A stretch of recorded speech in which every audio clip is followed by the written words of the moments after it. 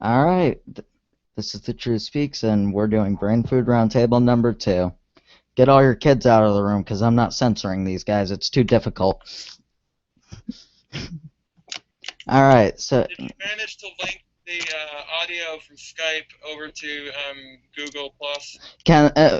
Fox, that was the point of our sound test earlier. Ah, very good. You've learned how to utilize virtual audio cables. No, I've learned how to turn up the volume on my mic. Oh, that's going to sound really shitty. It usually sounds bad. I don't have professional audio equipment. Look, man, if you're running Linux, I can help you, but you're not. So this is what you want to do. Bring everyone over to Google Hangouts. Might make more sense, except, look, I would have to bridge the sound connection from my subwoofer and speakers Fox, to your... Fox, remember I banned you by mistake from my Google Hangout, so you can't join. That was Hang our on a problem second, we were Dylan. having. I have a solution here. Let me see. If now you guys should hear a message here in just a moment that says that I am recording. So don't be freaked out by it. It's not the NSA this time. We know they're recording. The call will be recorded. There you go. That sounds more like anonymous than the NSA. Hey, well, give it a shot. Give it a shot. Let's see what happens. So you're running the show, brother? All right. Well, there are a couple things going on, and Fox, this is going to be a debate with you, I guess. Okay. The Ebola breakout. What do you guys think about it? Oh, me first. It's not actually happening. It's a figment of every paranoid freak's imagination. Doom porn, fear porn, and a load of bullocks. All right, your turn, Ken. Oh, absolutely. It's just playing on, you know how zombies is the most popular thing on the TV and in the movies now? Okay. They're just playing on people's fear. It's ridiculous. You know what's funny about the whole fear thing, though, is that what people perceive as the alternative media is actually being used as nothing more than a mechanism for transmitting that disinformation, when really the alternative, which turns out to be the mainstream, is actually pumping out more lies than Fox News. Ken, I'm going to have to challenge you on a point you made about zombies being the most popular thing on TV and in movies. Go ahead. You can challenge me. You can feel free to be wrong. I'm a movie buff. There was one zombie movie that came out last year, and it did not place in the top 5 highest-grossing films of that year.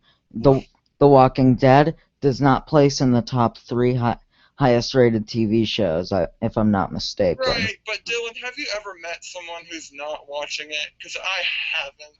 Yes, I'm not watching it. Okay, well, you are the first.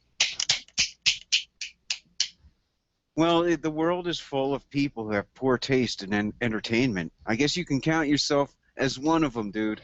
You know what, Ken? You have poor taste in entertainment. You did not like Snowpiercer. Entertaining than watching somebody get their face peeled off by another, walking corpse's teeth, man. Come on! Wait, so I'm a little confused. Do you like it or do you not like it? Absolutely, except Season 2 was a toilet. Oh, Season 3 was an outhouse, but Season 1, shit. Like the Far Side, baby. From what I understand, all but Season 1 have been shit. Exactly. That's my point. Well, alright. Alright, so, Guy, what do you think? About what? The Ebola breakout. The Ebola breakout? Yes. I think I have some property next to Santa and the North Pole for you guys, if you'd like to join me.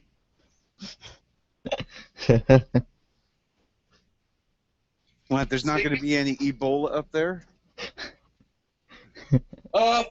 You know what I love? I can't help it. Ebola, Enola Gay. I looked up Enola Gay, and it says at the top that it was supposedly named after the pilot's mother. You go down to the bottom, and basically it talks about operations, and it's under operations. Enola, Ebola, Enola Gay, Ebola. Oh, God, man, what are you saying Exactly. What I'm saying is this is all frequency. This is all Santa Claus, boys and girls. Santa Claus!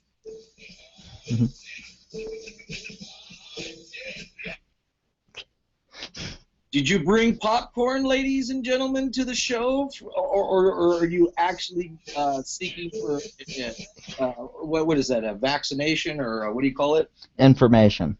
No, the what do you call it when you get something and it's an anti whatever serum? Vaccine. Come on, guys. I just. Antivirus? Well, no, supposedly the cure, Vaccine. the vaccine. Thank you, Thanks, Steve. thank you. We needed that, man. And see, I didn't even pull you in, Steve. You see, that's why we keep Steve around. He's got a big vocabulary. Oh, That's yeah, fine. vocabulary is always great. Yeah, he knows all the big words. Guys, this ties into what I would like to talk about. Let me just throw it out to you. If you guys don't want to talk about, that's fine. But let me just throw this out to you, okay? I like to call this what the news and Ebola and presidents and politics and money. And I like to call it the God game. Can we talk about the God game? And I think that's what we're doing. We don't even realize we're doing it. Hey, did you hear what Ahmadinejad is doing? No. What is Ahmadinejad doing? Well, in other words, do you have popcorn? This is really silly.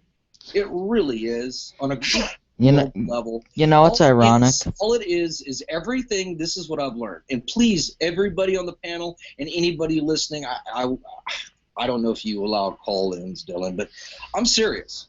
If Anybody show me and prove to me that anything that is seen on TV, I was born in the early 60s, show me one thing, literally, that we can validate. You can't do it. You can't validate anything that we see. Yes. Forrest Gump got shot in the ass. I saw that on the TV, so it has to be real. Absolutely. But notice how people swallow it. Everybody swallows it. I love Forrest Gump, by the way. Just a side note. Sorry, continue. I just had to do that. In short, Ebola, the news, the whole thing, when you turn it on, it is just there to manage your perception. That's it, boys and girls. Behave.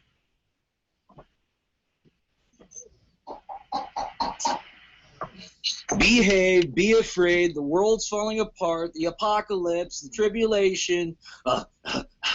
Is Jesus going to come? See, look, I think we're all on the same page. The whole Ebola thing is bullshit, and everything surrounding all this, it's going to end tomorrow stuff. Dude, I was born in 1993. I got the first taste of that at 6 years old, man. Oh, the millennium virus, nukes are going to go off, it's going to be the end of the world, and then everyone wakes up and goes to work again. Then 2008, and then 2012, the world was supposed to end like 150 different ways.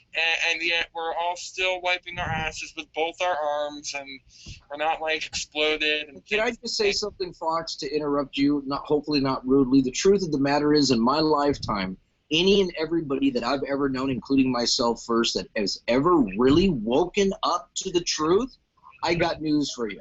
You're pissed. I don't care who you are. Truth is painful. But notice how they sell it to us. Here's a bit of truth. We're truthers. We're good. The majority of people who are dying on Earth today are dying from starvation, malnutrition, contaminated water, lack of basic sanitation, overcrowding, poverty, war. The idea that a drug or a vaccine will fix things is stupid. Wait a second. My government told me differently, Steve. Are you saying that they may be lying to me? Well, would you give a starving person drugs instead of food? I mean, in Africa, people are full of diseases that are caused by malnutrition and bad water and all these sort of problems. Yeah, that's true. That is a more immediate threat, isn't it? So then my whole contention with the God game is, first of all, understand really the etymology of the word God. See, they keep us in churches, they keep us in the boob tube, they keep us in theologies, the truth of the matter is, it's right on our dollar bill. You got to go deeper, man. And the simple point is, in the Greek, the word "the" comes from theos. The word thesis comes from theos. Theos in Greek is God. You know, you can keep going on with this. It's a God game. And the same thing with the moon. Oh, you can't mess with our godhood. Oh, we went to the moon, man. Can you go to the moon, little boy? See, it's a God game. It's a psych. Everything's been a psych. I mean, think about the difference between analog and digital. Analog is like a base language. It's pure. It's very difficult to manipulate versus digital. It's all in tune with computers, the system, the technology. I mean, you just cannot. What was I looking at? Guys, I just saw it about 2 hours ago. I don't know how I came across it. Have you guys ever heard of 7D? And what it is, it's holographic technology. Seven dimensional, as in Yes, and what it is you interact with the holograms. They have it in India. It's part of your amusement parks. I mean, that's kind of an inaccurate depiction for a hologram. If anything, a hologram is more. I'm just interjecting what the video said. Right. Okay. If you just type in 7D, you know, it's amazing. Yeah, they brought Tupac back to life supposedly using a hologram. Everybody was all like, "Tupac's back, Tupac!" And it's like, no, dude, he's dead. But that's a cool hologram. That's it. Oh man. Anyway, yeah. So I'll check that out. Maybe post a link for everyone. Do you guys remember when Tupac got shot? He got shot actually in the testicles. Did you know that? Oh, that would really suck. Yeah. Afterwards, they called him One Pack. Oh, that's great, man. That's awesome. Thanks for putting that out there. You're welcome. Here we go. This is 7D Cinema Show live in Dubai. I want to preview this real quick, though. Fox, we can hear all of that.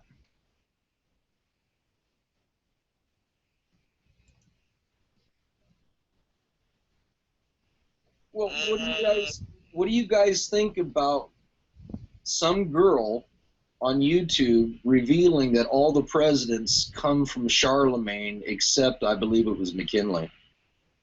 What do you guys think about that, if that's true? Remember the God game. I'm still leapfrogging. You can't get away from it, guys. All of the around presidents are thousands of years. descended. They're descended from Charlemagne. Yep. Are you serious? How old is this? How old is this girl? Oh, you got to check it out. It is a trip. Well, you didn't answer my question. How old is she? I believe she was in the neighborhood of like 10 to 12. And you're not going to question the source? Oh, heavens. Absolutely. Shame on you. Oh, no, Shame on you. No. I'm sharing with you guys of the concept. And Ken, I did say in the question of observation, if it was true, what do you guys think, considering the God game? First off, I would have to see the proof for myself. So right now, I'd say it's not true. But if it was true, interesting, but not really earth-shaking news. I mean, seriously. Well, Probably half the people in this room here are related to Charlemagne. But Ken, can we look at this at a macro level and be honest? If it was true, isn't that literally telling the truth that all the way from the beginning there is no such thing as a populist vote? It's just part of the Santa Claus God game? It would certainly be an interesting idea, that's for sure. I'm not completely sold on it either, to be honest. What is the theory exactly that Santa Claus is God?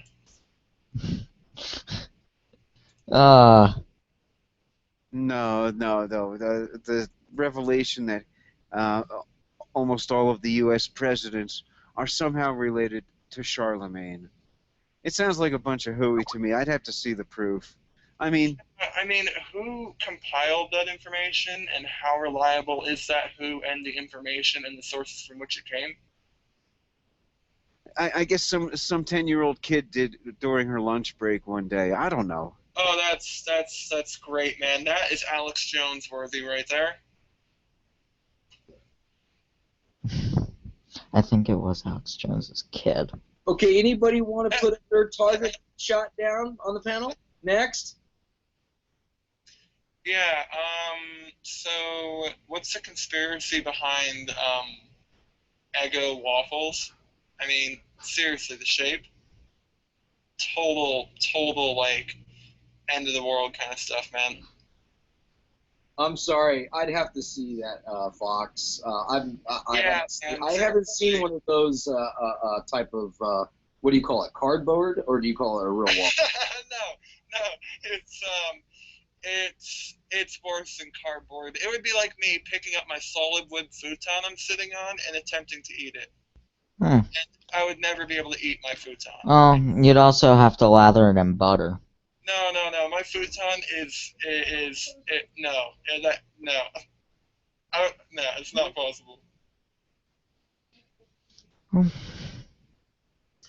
Well, apparently the information about the American president's lineage comes from Burke's Peerage, which is the Bible of aristocratic genealogy, apparently, and it's based in London.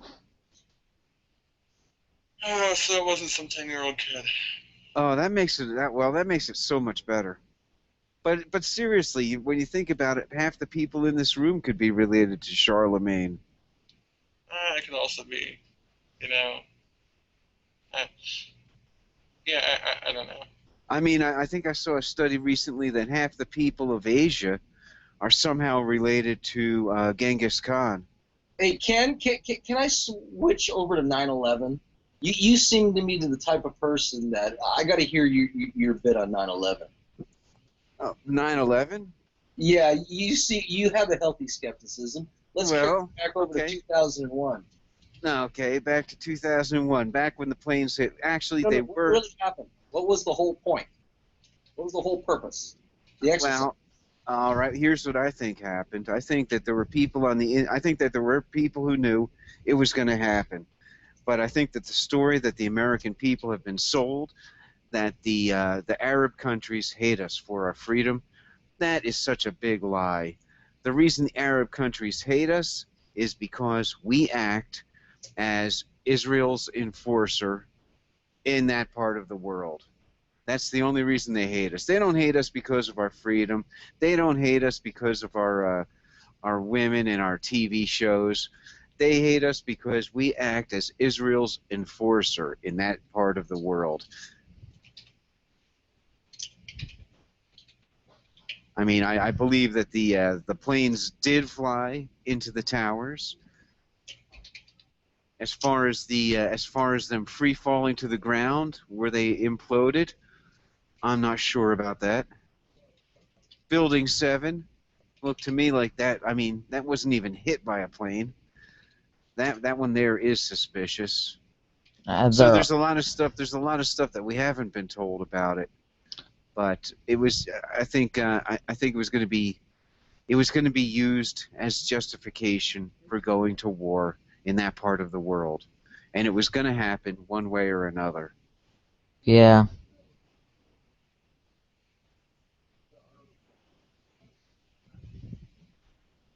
Okay. Well, then let's look at it from this angle. Everything that you just said.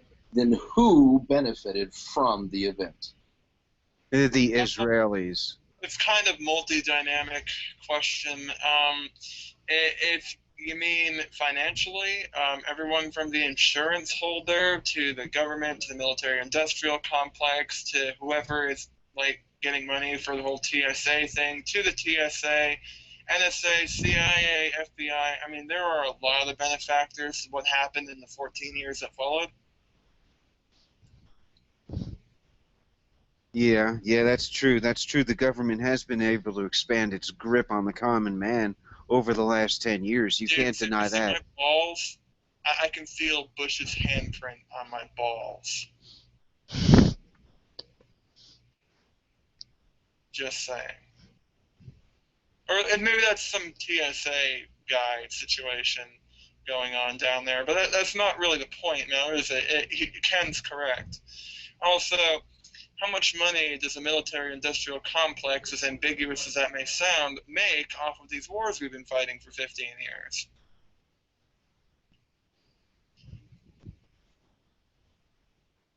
Hmm. Yeah, they're making plenty, but and you look at the way it's just the statists in our own country here used it to their own advantage. You'll see that it's a pattern. Anytime something of any importance happens, it doesn't matter if it's a school shooting, it doesn't matter if it's a child kidnapping, and it doesn't matter if it's planes flying into buildings. There's people there waiting on the wings, waiting in the wings to use that tragedy to advance their agenda, whether it's clamp, inflicting the police state on normal people, enacting crazy or insane gun laws, or any other kind of laws. There's people who just wait and they capitalize on these misfortunes of other people. They would happily stand on the graves of the dead to push their agenda. It's called a writ of habeas corpus. The whole purpose was to literally take away, like being knighted, and you don't even know it. You lost. We lost. And how they showed you, even before 9/11, they showed you with OJ. They showed you in the pre-trial that all the cops did was pick these gloves up. There was no warrant. They asked to get a warrant. They couldn't get one. But they had to go in there and anyways investigate, and they just happened to pick up these gloves. The whole point was to take away the final blow of our voices. See, I've heard a lot We about have that. taxation, guys, without representation. This is all the way back 240 years ago. It's always been the rich folks that have the paid representation. Hey, Chris, you're in here. Is there any comment you want to make?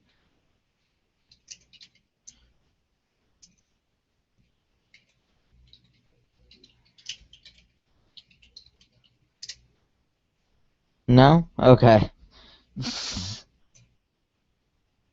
Um, so, So, what is everyone's opinion on the current state of affairs in the Middle East, primarily revolving around Gaza, Israel, Syria, Ukraine? Yeah, it's not really the Middle East, but it, kind of. kind of is. You're on the right track.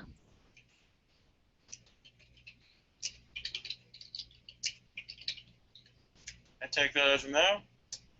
Well, the people in Gaza are pretty much screwed right now. Fox, why do you keep changing the Skype conversation name? That's the topic. I'll bring it back to where it was. But yeah, regarding the situation, there are clearly quite a few contradicting viewpoints. Some supporting Israel, some supporting Gaza, and both, I couldn't believe I'm saying it myself now, both actually seem quite reasonable and logical. Some coming from veterans, some coming from, just millions of different people. I'm not going to go into it really, but the point is, objectively, where do we stand? Who do we support and why? I don't have a... I don't really have a horse in the race. Yeah, I don't support either, quite frankly, but I'm just curious about the people in this fine room. I just believe that, in any case, the killing of civilians is wrong. Absolutely. Do you guys think that there is a possibility for a viable two-state solution? No. No, neither side will take that. Yeah, you have to keep in mind, from what I understand, no more than hours after the establishment, the original creation and recognition of the state of Israel, the Muslims were tearing them apart, and have been since then, and continue to this day, and vice versa. They really, really hate each other. So I'm not sure that's going to be possible. Israel is looking. Israel doesn't want to actually integrate the Palestinians into their society, anyways, because they know that within about 20 to 30 years, they will become a population minority. The Palestinians will wage demographic warfare, basically outbreeding the Israelis. That's a fact that not many people are willing to talk about. You're actually the second person to say that to me in about an hour. So that means that somebody else that you know also is right about this. I'm gonna be adding him to the Brainfood group, but I gotta have a conversation with him first. But that is a fact, and that is one thing the Israelis know and they're afraid of. They don't want to become a population minority in what they consider to be their own country, and giving the Palestinians an equal voice in the politics. Oh. No way. They do not want that. Ken, I'm gonna have to challenge you a bit on that. I always like to play devil's advocate. Oh, Israel and Palestine have been waging this fight for, correct me if I'm wrong, like 80. They've been waging this fight since the recognition of the state of Israel. Yes. That's correct. Prior to the creation of the state of Israel, both the Arabs and the Jews lived side by side in peace. It was only with the introduction of the Zionists to that region did you have problems. Well, okay, I agree with that. But to challenge your point about demographic warfare, in a sense, I agree. But they were equal for many, many years, 20 or 30 years before they started evicting the Palestinian people from their homes and forcing them to different parts of the country.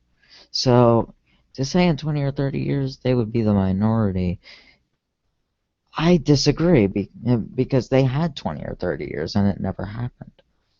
Well, I don't know how to argue that right now. The Palestinians are breeding at a quicker rate than the Israelis are. Okay? I agree with that, but they had 20 or 30 years before, and it didn't happen. So what Ken is saying is that should they welcome them as members of their country, not split into two, Gaza and Israel, then the fear amongst Israelis, supposedly, is that there will be more Palestinians within their borders than Israelis within the borders of Israel. Oh. Okay, I agree with that, but why can't it just be even? Why can't they go back to how it was before? Is it that difficult? Because then that would destroy the Zionist state. If let's say you have let's say the population is evenly split, Israelis and Palestinians. What do you think the politics in that country would look like? It certainly wouldn't be a Zionist state now, would it? To be fair, Ken, that's probably a good thing in a lot of ways. Then that's what the Israelis are afraid of losing. They're afraid of losing their Zionist state.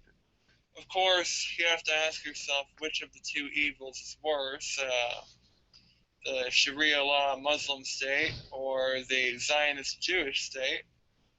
Of course, one has a lot more money than the other, so you can also argue that the whole Israeli thing is really bad right now because we have their asses. Of course, like I said, it's really complicated. So where do you begin? But there is one thing that they both have in common. They're both extremists' views. Yes. You have to choose the lesser of two evils. That's why Fox and I both said we don't have a horse in the race. I don't have an opinion because I don't think we even belong in the Middle East. I think if the Jewish peoples of Israel truly believe that they are chosen, then let God protect them. We're out of here. That's it. Well, how many years? How much money have we spent so far? Absolutely. And if we stopped supporting them with U.S. military arms, you know what? They would have to learn how to play nice with their neighbors in that region. Then they don't want to do that because they're already operating from a position of strength. I mean, they are the only nuclear power in that part of the world. Yeah, but I think as crazy as the surrounding powers seem to be, I don't think they're stupid enough to. I don't think Israel is going to launch a nuke anywhere in that area. No, but let them either make friends with their neighbors, or let them try and control the neighborhood. Leave us out of it. Leave the U.S. out of it. Yeah, But Ken, that is speculation though, because they have never declared themselves to be a nuclear nation. Okay, yeah, you're right. Technically, they have not, but it is a fairly well-known fact. As a matter of fact, they're like the number six nuclear power on the planet. All right. Yeah, I agree with that's a fact actually. And Uh, if we take away the conventional arms that we are supplying with them with, missiles, helicopter gunships, fighter planes, if we took that out of the equation, we stopped supporting them, they would be faced with a really hard choice.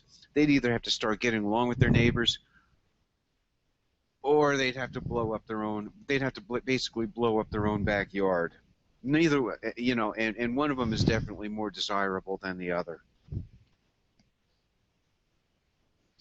uh, I can agree with that. But I think that really neither side is a good. Neither is a good idea. Both can be detrimental in their own way. Agreed?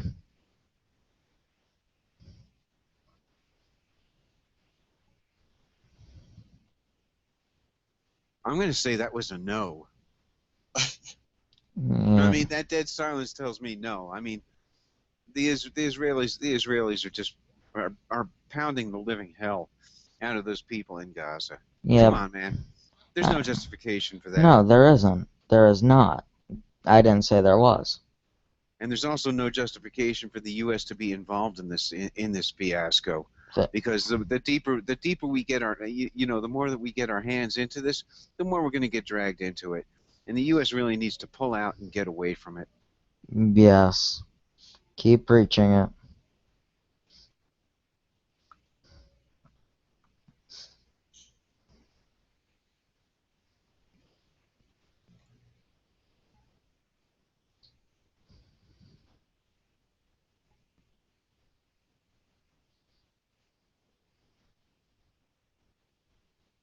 Okay. Well,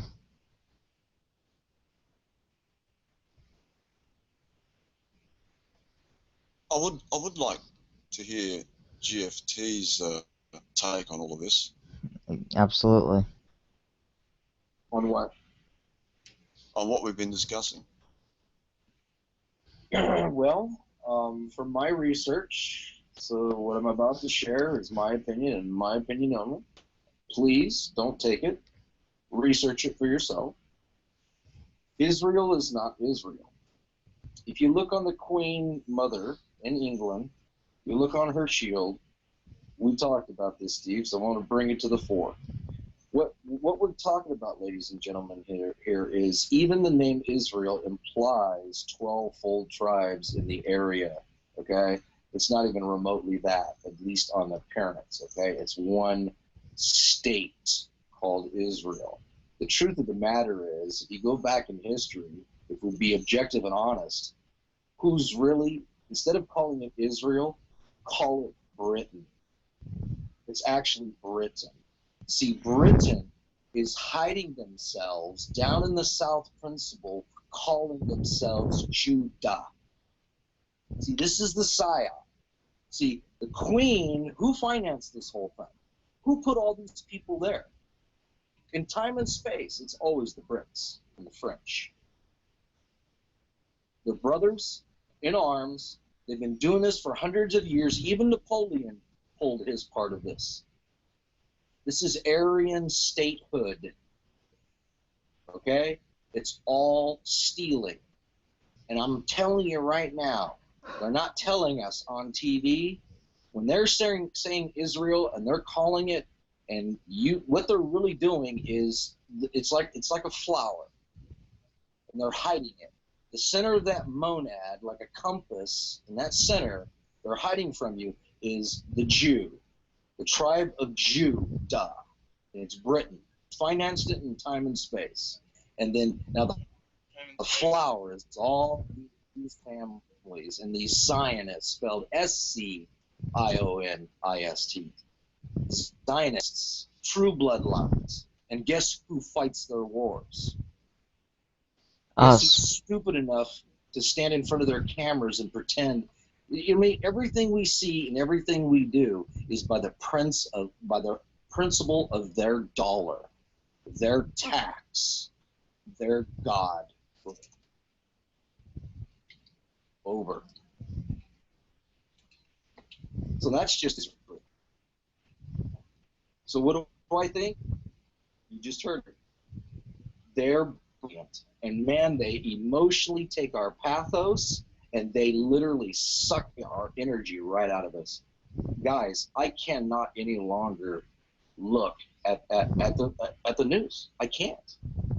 I know they're disingenuous. I know it's edited. I know it's under pretense. I know it's there to piss me off and to get me emotional. That's the only guys, come on. Look at Time and Space and Wars. Not time and space. Yeah, it's all about capturing, controlling, using from the cradle to the grave, generation after generation, with these mental constraints, physical and mental. And it all. But you know, it's okay to say that Israel really is British, but the majority of people living in Israel are not British. They have other sources. Well, wait a second now. Let's take this back to the 40s. Take this back to the 1940s. The reason the British were even interested in forming the State of Israel is because the British themselves had been infiltrated by the Zionists. The highest levels of British government had been infiltrated by the Zionists. Does anybody even? I mean, you guys. I assume that you guys are hip enough to know this, right? You're not going to try and question the that. Balfour Agreement. Yes, of course I do. Okay. Oh, I don't, so please enlighten me. Ken. No, you brought it up, man. You brought it up, Ken. No, I just stated simply that the Zionists had infiltrated the British government and were making many of the decisions that the British made. First of all, leading up to the Second World War. Oh no, actually, well, wait a second.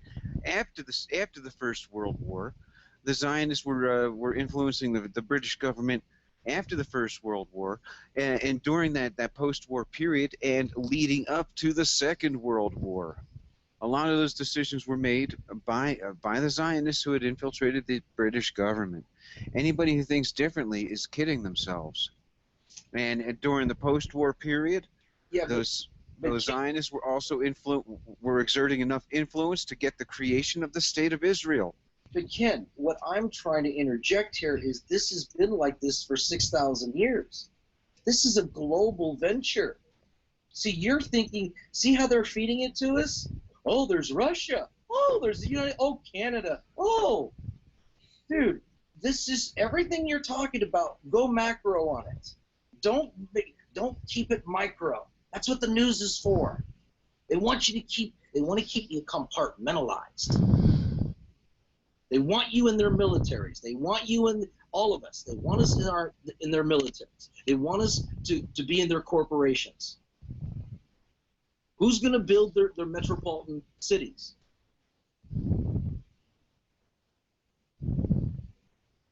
But I believe there is no better way to understand the current situation than going back into history and finding out the roots of the issue.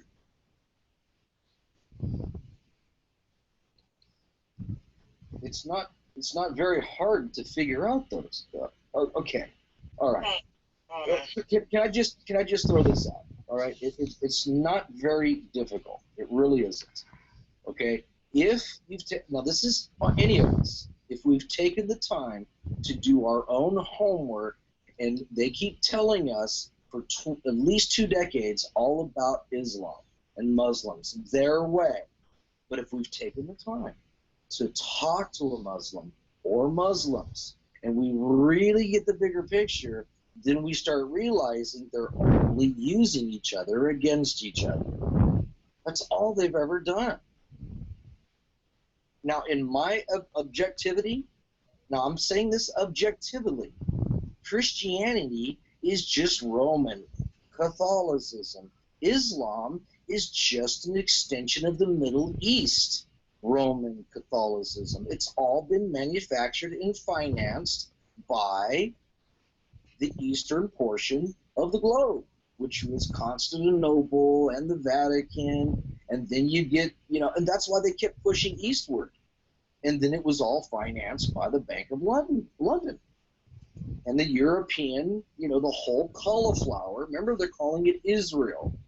Well, if it's Israel, then the whole 12 tribes is why they called it Israel. And then it was really the northern, but when Solomon got both together, he called it Israel. Now, when they broke, the northern 10 were called Israel. The southern 2 were called Judah. But in the prime of the point, the tip of the spear, all 12 is Israel. Solomon sealed that. So now what are they doing to you? They're not telling you that Britain is really Israel, and they're excuse me, they're really Judah. See, and who's the strong of, remember, the Lion of Judah in Revelation. So who financed this whole thing? And by the way, Fox, when I say time and space, you can use all kinds of things like just the way it's always been. We keep pretending, oh no, things have changed. It's more modern now. It's been like this forever. And before I leave this plane, all that matters to these people is the written word. Excuse me, the written word. It's the way it is, guys. Come on. George Washington is only an apotheosis candidate because of the written word and the history and the books. This is why they do what they do, and they sell what they sell, just so they can be better gods. Back to the God game. Apotheosis. Over. 10-4, amigo. Yeah, agreed. So, that's, wow. Somebody say something. I'm feeling awkward.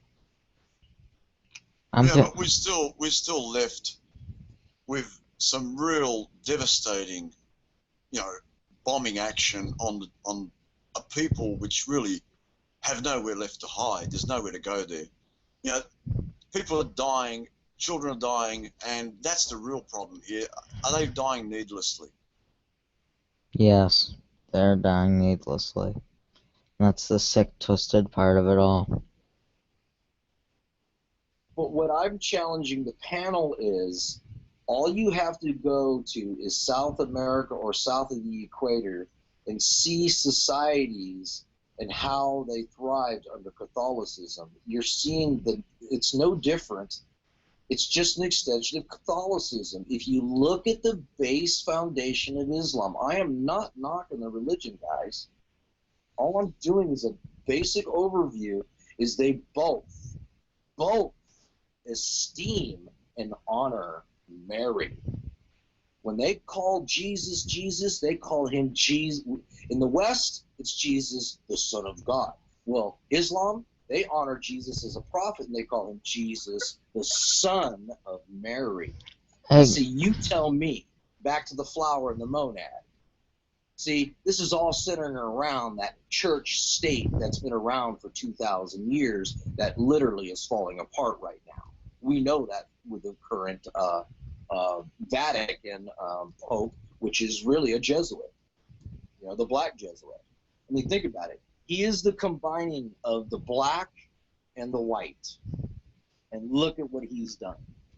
Look how he is unraveling it. All of the legalities. Because they're starting to scurry, guys. Hey, Buzz. The Aeon is over. Hey there, Hello, Buzz. you wonderful people. Gregory. Hey, Buzz. Hi, guys. How's it going, Buzz? Groovy. I've been listening. I would like to interject and chuck something out there. I like patterns and I like logic. And here's one bit of logic pattern that I have seen.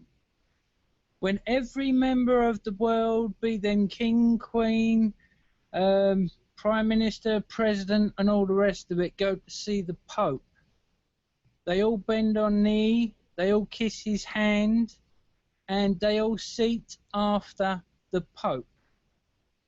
Why does the Queen just shake hands with him and get to sit down first?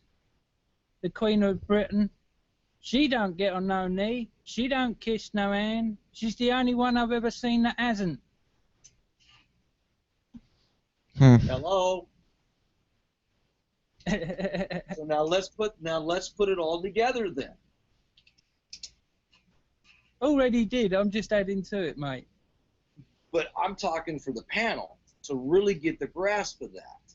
They are equal.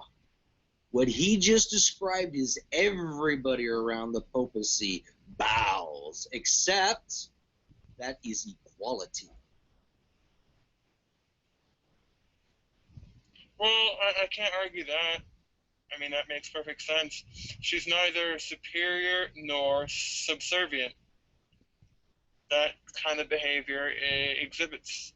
Excuse me, under the religious writings, I do believe it says all kings and queens shall go underfoot of the Pope.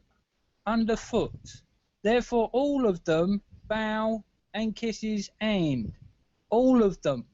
So why is the Queen of Britain the only one that just shakes his hand and sits down before him? I mean, you go and watch everyone that's ever visited the Pope. You go and look at them all and see for yourself. And then watch the Queen. Big difference. Yeah. Oh, I love that He laugh. come to judge. He come to judge. He come to judge. And Pope picks up and says, yeah, he the judge. I've got this thing about noticing the basic logic and the stuff that stands out in front of everyone's noses that they miss. I can't help it. Can I throw this out? Because she represents the throne of King David. And more than that. But you get my point. I don't think the panel is looking at it that way, and all of us.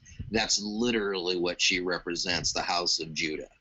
Yeah, but can you really be surprised? I mean, it is such a network of information that unless you are like me, just happen to come across patterns in things, or you've actually spent like half your life looking into this stuff, or you're one of these people that have known someone who's spent half their life looking into this stuff and been able to point you in the right directions, So now it's very difficult to grasp. So now, guys, in 1611 and after, they gave us, starting in the book of Esther, the word Jew. Where you do your investigation, it should be Judah, or the tribe thereof. So in the bigger picture, guys, who's really responsible for anti-Semitism? Could it be that they themselves are the Semites or the anti-Semites?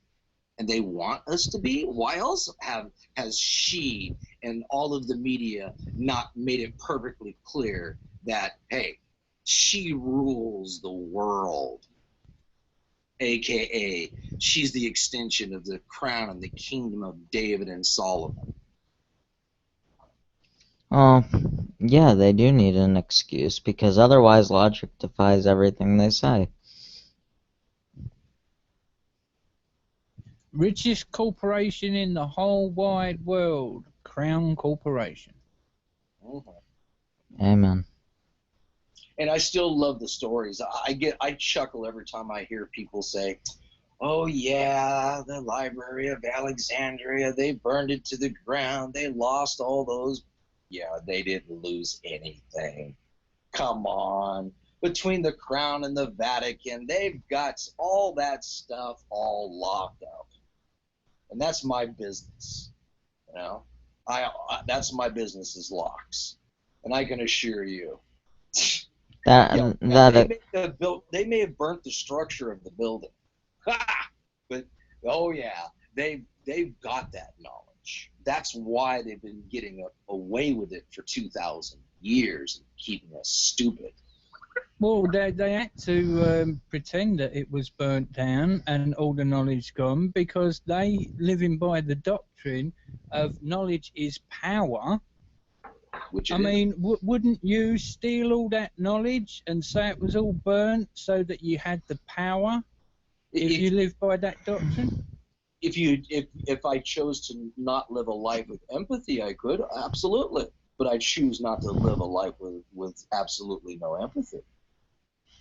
Me And too. I'm sorry, it's that simple. These people in time and space forever for thousands of years, the only way they can possibly live this way is literally that's the way they look at us. Look at the Old Testament hits me. Oh, the spies, they went into Jerusalem, they come back and their report was, they were giants. We were like little grasshoppers. And that's the way they treat us, like bugs. So yeah, I guess I could do it if I didn't have a sense of empathy. To me, it's true humanity. It's a sense of true humanity. and that's Once you don't use that, you lose that sense, you're no longer human. Locke, can we stick with that, what you just said for a second? Because that's where I hit a wall with some people when I'm trying to get them to understand this stuff. They can't comprehend that there is such a lack of empathy in the world. Well, when my mother looked at me with tears in her eyes when I could understand her at maybe 5 or 6, and she told me that God loved me and she loved me and I was so precious, and this is what they tell all of us, but you're going to hell. See, this is a psychological, this is for thousands of years what back to no empathy. That is vitally, we're talking trauma beyond belief. It literally morphs your whole existence into a paradigm of just, it's abominable. If you principalize it, it's going back to Baal. Think about it. They forced my mom and all her kind for thousands of years to literally condemn me and all of us. And this was all done ignorantly. So there you go. Oh, what did you do for them to do that? For them to I'm even talking think of about that? original sin doctrine. Oh, you're a fallen creature. You're not good enough for God. And then on and on, and they beat it into you and beat it into you. And then there's the hell, and then the hell, the heaven, and the heaven, and the hell. You know what I mean? It's just, all it is again, it's the every day, like the news, it's beating you over the head. It's trauma after trauma. It's the same thing with war. And what it comes down to is make it analytical. It's just chaos. It's controlled for thousands of years. It's controlled, constant chaos. So, there's somebody else in here. Chris, if you're in here, I think you're in here. Do you want to comment?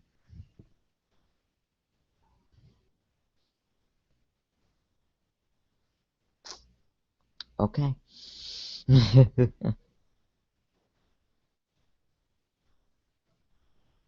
um, anyone else got a topic they want to talk about? Well, no, I'd like to add in on that one. Okay. A lot of these faiths I mean, at the end of the day, religion, everything in life has a positive and a negative. And yes, it's a control mechanism, but also it has given certain people in life the ability to survive life. You know, we all need something to believe in. For some people, it's religion. For some people, science. But I think more importantly, the one that we should all be focusing on is the belief in ourselves. Because if we have got empathy, if we have got compassion, if we have got love, then we know the difference between right and wrong, and that is all you need to live a good life. You don't need any of the rest of it. I still believe in a God. I know he's out there because I'm still alive. So Well, I give the same answer that I always give. I'm undecided. I'll tell you when I die. Okay. There's that laugh again. it's kind of scary and kind of funny at the same time. Oh, man. Just some of the comments I hear you guys come up with. I love it. You know what I mean? They're in between funny and in between, what was that? We can be serious. It's just not it's not in some of our nature, but we can try. But we do have to burst out, and we do have to say something funny from time to time. Oh, okay. You got a point there. But I think it's funny that I can laugh at myself. Doggone it. I love laughing at myself. If I can't laugh at myself, then I have a bad sense of humor. I mean, guys, I think it was about 15 to 20 years ago. That's when the big change happened in my life. And getting back to I am that I am, knowing who I am, why, the what, where, why, when, and the how, and etc. And I tell you, truth hurts. It So does. yes, I've had to learn in that 15 to 20 years, you'd better not take yourself too serious, because if you do, you don't want to carry this constant pain when in the bigger picture, that's what the whole process is understanding your limits is really what it comes down to about self. And what actually triggered that realization 15 or 20 years ago? Things didn't add up. If you say that God loves me, now this is not just my mom now. This is the whole social psyche of, let's say, Christianity. I mean, see, okay, thank you, Steve. Here it is, the Trinity. I think I was about 12 years old. I think I came to the realization and the acceptance publicly when I was 8. And that was on my own. Nobody intimidated me. And it was real, and it's always been real. But the point is, about 12 years old, I started hearing the word Trinity, here and there. And that was pretty much it. And then I started going 14, 15, and the little, get the kids, together at school and Sunday schools, And then maybe once or twice, but it was more the just listen literature and, the Father, the Son, the Holy Spirit thing, So all of this just passed over as part of, this is what we all, it was no big deal. But then it was probably 19 is when it got to be real serious, because those people close around me, they felt it was their whole existence to convince me of this doctrine that God is a Trinity. And I literally studied this on my own and even used the own scriptures and words. And my point is, I couldn't go to church anymore. People didn't want me to go. Think about it. If people like me are spending too much time asking questions, knowing that the truth is right there in front of them, well, then remember, the game is I'm not operating in their faith. So with all due respect, you need to move on, and I do. But that's where it started. In other words, just asking, hopefully, it took about, I'd say, 7 years to start asking the right questions about the Trinity. And the point, the cherry on top, guys, is when I share this with you, I'm not talking. I didn't waste my time with my peers. I would wait till after the service was over. I would probably, on average, go 3 times and listen, because you can get the way a pastor or whatever. I'd give them about 3 Sundays, and probably on the 4th Sunday in a row, I take the time, because, they're all smiley. And so Not just either lunch, coffee, set them aside, you know. And now what comes to my mind was one that I literally had a real lifetime friendship, even to this day. In fact, more than one, but because of that. But a majority of them, you know, sorry there, brother. There's the door. This is what we believe. See, again, I've always pushed the limit, and I think this is what the principal philosophy of Jesus in the story is doing. He's constantly challenging our faith to go beyond it. Why else would he ask a mortal man to walk on water? Over.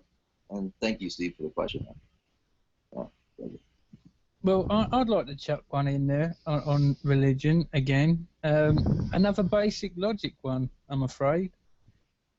All these religions are supposed to be spouting love and peace and goodwill to all mankind and love thy brother, love thy neighbour, love thy father, this, that, and the other. So why are they the most aggressive?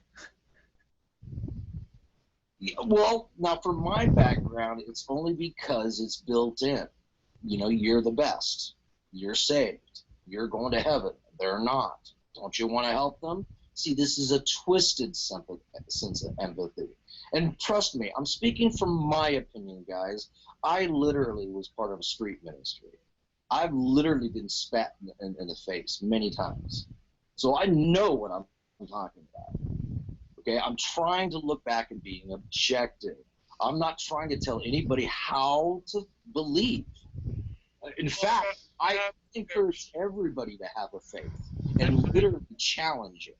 I have my fair share of arguments with people of at least the Christian faith who seem to think that every song ever created is Satanism or control or mind control or stuff like that, and something about how a lot of my belief systems are satanic when they don't actually in any way pertain to that, but because it doesn't agree with their belief system, there's really no arguing with them, so you eventually just have to let it go and pretend it's not happening, right? Well, it's part of the programming. It's no different than your next door neighbor every 3 to 5 years has got to get a new car. It's not just religion. It's the whole society is systematically infiltrated with Judaism. Now, Judaism is not a people. I'm talking Judaism, the concept, the construct of the system. And back to point, the God game. You, number one, whoever you are, you cannot have empathy. Period. So the programming is to program you away from real heartfelt empathy. See, they have to put these doctrines in your mind. This is my experience. They had to cover my mind, my heart, which really the truth has always been there, because I could read. You know what I mean? I've already tried to explain to them what you know, it's not what I believe it says. I literally went into the Hebrew and the Greek. I pulled it out. They don't want to go that far. And that's fine because I leave them alone, including my own mother. You know, I love her.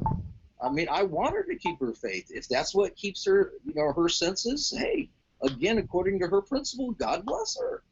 Seriously.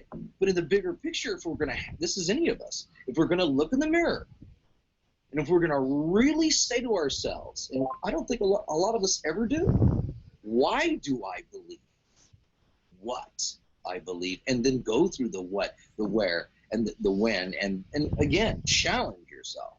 But if you don't do it, well then what I was involved in is just nothing more than a social affair. Is really what it came down to. And at least that's me, guys. I'm not speaking for Christians or, you know, I'm talking about the system. And to finish my point, Steve, I could no longer defend the system, the current system, belief system, and the indoctrination of Christianity. Now, Steve, I can defend Jesus. I can defend God. I cannot defend Paul. And this is where I get myself in trouble. But my facts are irrefutable. Remember, guys, they only gave us the book and taught us to read it So hopefully we never leave their institutions and their churches. Oh, I use it to explain how I'm alive, but not everyone has that experience. I can say without a doubt that they exist. I can say without a doubt God exists. I can say without a doubt Jesus exists. Well, rule number one of logic, if anybody says that God doesn't exist, well, then in principle, then they don't exist.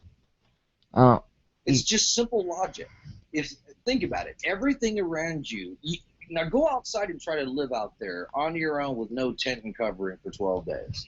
I've done it. I'm talking literally, but the point I've is, done it. this is back to Genesis. This is the code they're not telling you. Look at nature around you. Even Sasquatch has a fur coat, okay? We do not. There's a reason for that, and they play off of that. That's why they own everything, pretending that, oh, yeah, you own that house. Sure you do. Mm-hmm.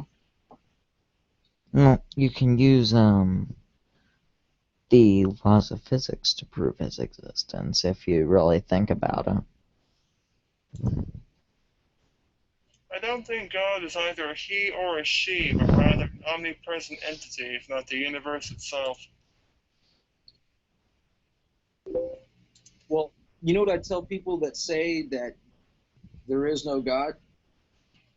I tell them, well, you're conscious, aren't you? Well, yes, of course. Well, the problem is that we have preconceived notions. That is a form of an existence and being. So all that God is way outside of our ability to conceptualize it. The problem is that we have a preconceived notion of what God is, being some guy, again, the whole guy or chick, neither situation, sitting on a chair looking down upon the masses, when really it's more like a quantifiable force. It's not really does God exist, it's what is God. Oh, see, you're bringing it in. I don't know how much time we got, but now this is why they took the Tetragrammaton out. See, when they took the Tetragrammaton out and they put the Lord God in there, what they told you was as above was the Tetragrammaton given to us down below. But they had to steal it, hide it, and take it away because now they have become the Lord God, literally. So when you read Genesis, it's literally the crown. When they get together at the Tower of Babel, and supposedly this whole narrative, when you change the Tetragrammaton, they know magic. So what I'm trying to say, though, is this whole thing is to give you the sense of this is a dualistic God that they've given you. What quantum physics tries to do is play as it should be, science, hand in hand with religion. The most important question being not does God exist as proof of intelligent design and that things are not indeed a coincidence at all because it's not physically possible. The question is more importantly, what is God on a quantifiable level? You. Well, I know where you're going with that. My opinion in regards to that is that we are a smaller portion of the collective whole. But the collective is... Go with me to the eternal aspect, okay? You're 99 years old. You're not, but you are. In this moment, you're going to have the answer to that question. You're speaking... See, that's the point. You are the answer. Give yourself the time and put the faith in you, not those around you telling who you are. And I already know you know this, but this is for the greater audience. Difference that made the change for me. I don't even know what you're saying now. What? Well, I said it earlier. Have faith in yourself rather than religion, science, and all the rest of it. Have faith that you can read those verses and those scriptures and you don't need somebody to tell you who Jesus or a Paul or anybody else in a narrative is and what they meant. In fact, you don't have to read any of it. All you need to do is make sure that you love, have empathy, and lead a good life. That's all you need. I disagree with that because that leaves me vulnerable because their whole oath process, their whole being an officer process, their whole court process stems on that book. So no, that's fine, Greg. If that's your faith, then stay. See, that's agnostic. You're saying I don't need that knowledge. That's fine. But my argument is, hey, then you're not going to be my attorney now, are you? See, I'm logic here, not criticism.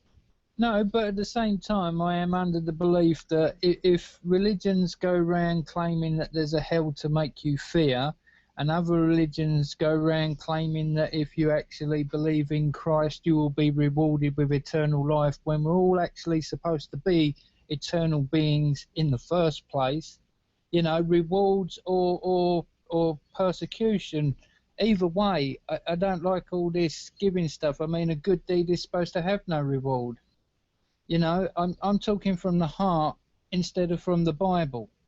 And if you talk from the heart, then, you know, it goes along the same guidelines of love and goodwill to all mankind and loving your neighbour and your brother and your mother and your father and all that. So who gives a damn either way, as long as you're being good? See, that right there is how it should be. The religion aspect of things, though, organized religion anyway, complicates everything to the point where it's not even worth it. When really, it's as simple as that. And being aggressive over religion is taking it too far and being too indoctrinated into that religion to actually have the love in your heart for all mankind. And to that regard, you have to consider when Christians say music is satanic, I've got to say, man, how much blood has been spilled on behalf of your religion versus how many hands have been held, doobies been smoked, and minds been blown by the Rolling Stones. Come on, baby. To finalize my analysis, if I ever shared with anybody here, is this. You have the Hegelian dialectic, is your thesis, your antithesis, and your thesis. You listen to Ground Zero, don't you? With hold on. But my whole overview is, now the equation to thesis is science. The equation to antithesis is religion, and the equivalent to synthesis is syncretism. This is, and now if you want me to put it in a simple term, it's fascism. You listen to Clyde Lewis a bit. No. This is just what I've researched on my own. I'm giving big, broad terms. If you ever get the chance to, go to groundzeromedia.org. I think, because a lot of the stuff that you said, even the phrasing, the metaphors, the way that you put it, all of it, same stuff being talked about on Ground Zero. So honestly, I've never heard of it. Yeah, but is it like groundzero.com? What is it now, or YouTube? What is it? I'll send you a link, man. Everything you just said is exactly what Clyde has to say on a regular basis, man. Same terminology and everything. I'll put this next time or something if you know him that good. Huh? I'd love to hear from him. Oh, yeah, I think getting him on Skype might be a little difficult, but I could try at least. Yeah, love to. I'd like to comment on this God energy thing that you was talking about before. Somebody said that, like, it's us, we are God. There you go. And my idea is, well, what the hell makes us so special? I mean, we live in a universe. Why can't it be that if there is a God, some massive force, some energy being, why can't it, he, she, whatever, be the energy that literally holds this whole universe together, flowing through everything, not just us, everything.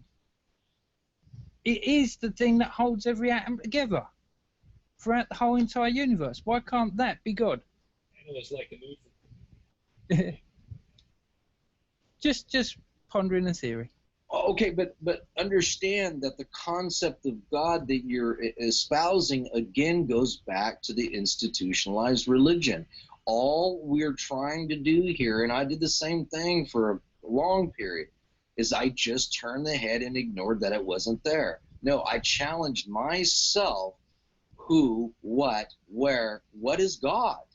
What if we're all just like the subjective experience of the Almighty One? Idea of God, once you start tearing the Bible apart, okay, let me give you the simplest point, okay? To me, this is real easy. What is God? Who is God? Okay? Think of it this way. Here's Moses. Can't even stand on the doggone ground without taking off his sandals, okay? Goes through this whole burning bush relationship, okay? This whole revelation. Remember, he even turns hair, face, whatever. But now what does he do? Oh, don't know how to say this, but when I go down there and I haul down these tablets, who do I tell them sent me? Now that's a code. And why would the answer be pronouns? Moses is a name, right? Abraham's a name, right? Why would it be pronouns? I am that I am. It's a code. Because back to the point, Greg, we are literally all of us. The whole ecosphere, everything around us that lives by air and water and by all these organisms, all of us, this is God experiencing all of us. So now flip that around, is all I'm saying. Well, you're going to love this then. A load of religious people that I've spoke to in the past, they all love this little thing. But basically, when I was 10, I went to Sunday school, and I was kicked out.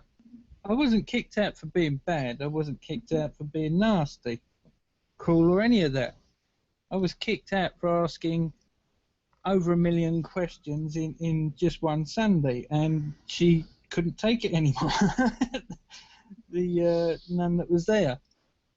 But basically, by my understanding of what she'd said during that day, I came out with one theory about what God might be. Now, remember, this is a 10-year-old theory, and I was pretty naive at the time. But I'd worked out that if there was a God, then he must have been very lonely for a very long period of time and just literally cut himself in half and spread that half into the universe to experience life, so that at the end of time, all that experience can come together as another being for him to share eternity with. Have you ever heard the book Conversations with God? No. Yeah, I've heard it. That is exactly what that book is about, I think. Well, at least the first one. Then, like, 6 more copies get released, and you begin to question the credibility of the author. But still, that's pretty much it right there. Well, I'm 44, so that was 34 years ago I had that theory. I think that is the most accurate theory. Hey, Fox, let me throw this out again back to who God is. Can I say from my research between the Greeks and truly they interpret the Old Testament from their Septuagint Greek and they don't produce a previous Hebrew? But here's the actual hidden truth of what they're really saying God is. It's the sun. Now use science. If you didn't have the sun, you would have no life whatsoever. So use that logic on top of this point. Put this together in their history. Okay, you have all the Caesars, they're worshiping Mithra. Mithra is where we get the word myth. It's the sun god. Okay, so all they're doing, even Jesus's birthday, December 25th, these are all movements of the sun.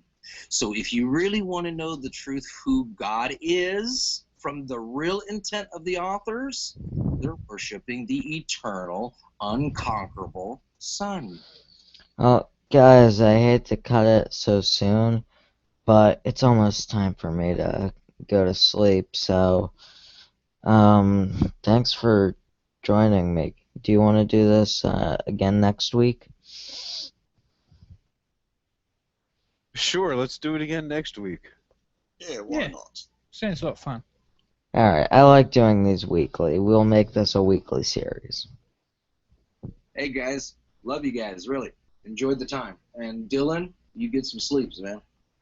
Of course, and just in case it wasn't clear, this is a round table, and all the opinions on here Absolutely. do not represent the network in any way, shape, or form.